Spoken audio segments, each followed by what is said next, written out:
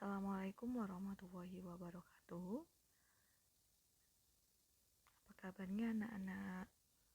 Mudah-mudahan kalian sehat selalu ya. Untuk pembelajaran kali ini, kita akan membahas mengenai pembukaan Undang-Undang Dasar. Yang pertama, mengenai makna alinea pembukaan Undang-Undang Dasar. Makna alinea yang pertama, dijelaskan mengenai pernyataan kemerdekaan. Pernyataan kemerdekaan itu sebagai hak semua bangsa di dunia, karena kemerdekaan adalah hak asasi sebuah bangsa yang bersifat universal atau menyeluruh.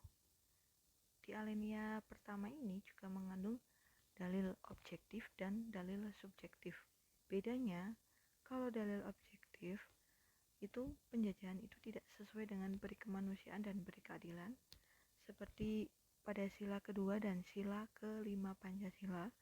Sedangkan dalil subjektif itu merupakan aspirasi bangsa Indonesia untuk melepaskan diri dari penjajahan. Yang berikutnya, alinea kedua. Pada makna alinea kedua ini menjelaskan kemerdekaan sebagai cita-cita bangsa yang menentukan perjuangan bangsa Indonesia dalam merebut kemerdekaan dari penjajah. Selanjutnya, makna alinea ketiga. Di alinea ketiga, dijelaskan bahwa kemerdekaan yang dicapai oleh bangsa Indonesia merupakan rahmat dan anugerah Tuhan Yang Maha Kuasa. Ini seperti di sila pertama Pancasila. Nah, dalam alinea ketiga ini mengandung motivasi spiritual, yaitu perwujudan sikap akan keyakinan terhadap Tuhan Yang Maha Esa. Jadi bangsa Indonesia itu menyadari bahwa kemerdekaan yang diraih itu berkat rahmat Tuhan Yang Maha Kuasa. Yang berikutnya, makna alinea keempat. Di makna alinea keempat ini ada beberapa prinsipnya. Yang pertama, mengenai tujuan negara yang akan dicapai. Yang kedua, tentang ketentuan diadakannya Undang-Undang Dasar. Yang ketiga, mengenai bentuk negara Indonesia, yaitu bentuk republik yang berkedaulatan rakyat.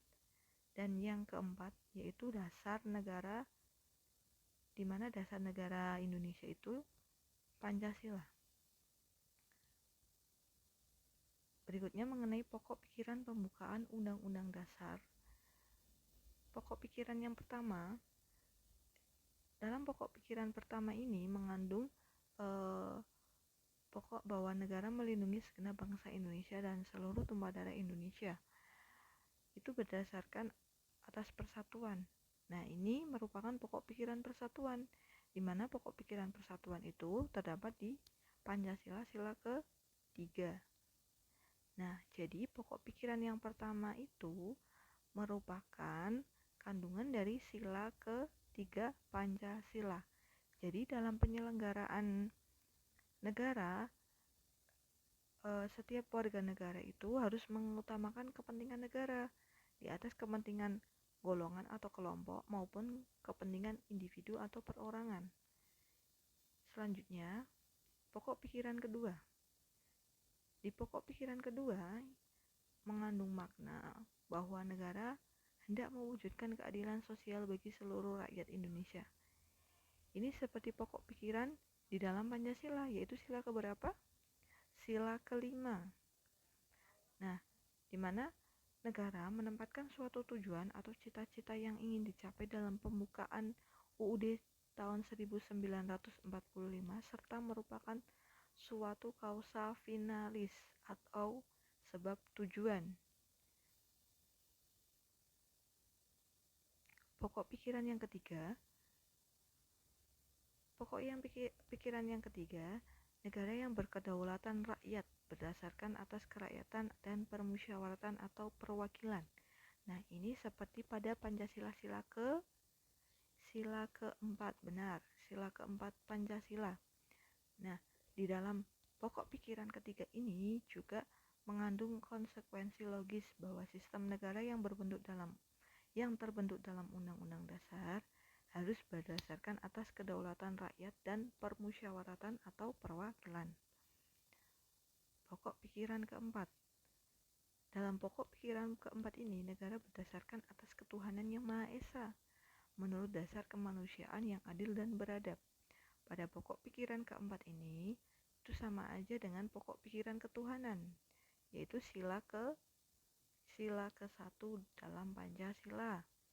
Nah, dalam pokok pikiran keempat ini juga mengandung makna bahwa Undang-Undang Dasar harus mengandung isi yang mewajibkan pemerintah dan penyelenggara negara lainnya untuk memelihara budi pekerti yang luhur.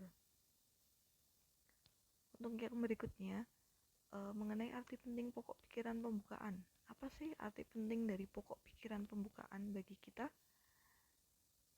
Nah, pokok pikiran yang terkandung dalam pembukaan Undang-Undang Dasar tahun 1945 itu merupakan sumber hukum yang tertinggi di Indonesia. Jadi, karena merupakan sumber hukum tertinggi di Indonesia, dalam kenyataannya, semua peraturan yang di bawah undang-undang itu harus sesuai dengan Undang-Undang Dasar. Kalau tidak sesuai, berarti tidak berlaku. Apa sih peraturan di bawah Undang-Undang Dasar? Itu seperti ketetapan MPR, undang-undang, peraturan pemerintah, peraturan daerah provinsi, atau peraturan daerah kabupaten atau kota. Ini seperti materi di pelajaran kelas 8 tentang tata urutan peraturan perundang-undangan ya. Nah, itu merupakan materi di bab 2 dan mudah-mudahan kalian paham dengan materi yang saya ajarkan ini. Terima kasih. Wassalamualaikum warahmatullahi wabarakatuh.